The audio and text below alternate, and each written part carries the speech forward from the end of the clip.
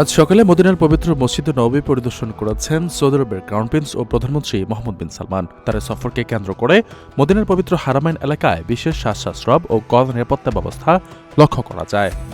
মসজিদে নববীতে পৌঁছালে ক্রাউন প্রিন্সকে উষ্ণ অভ্যর্থনা জানান দুই পবিত্র মসজিদের ধর্মীয় বিষয়ক প্রধান শেখ ড আব্দুর রহমান আল সুদাইস। এ সময় তার সঙ্গে মসজিদের সম্মানিত ইমামগণ এবং উচ্চ পদস্থ রাজকীয় কর্মকর্তারা উপস্থিত ছিলেন। অভ্যর্থনা শেষে ক্রাউন প্রিন্স মসজিদের নববীতে নামাজ আদায় করেন এবং মহানবী হযরত মুহাম্মদ সাল্লাল্লাহু সাল্লাম এর রোজা মুবারক জিয়ারত করেন। পরিদর্শনকালে তিনি শেখ আল সুদাইস এবং উপস্থিত ইমামদের সাথে কুশল বিনিময় করেন এবং পবিত্র দুই মসজিদে সেবায় নিয়োজিত কর্মকর্তাদের বিভিন্ন দিক নির্দেশনা প্রদান করেন।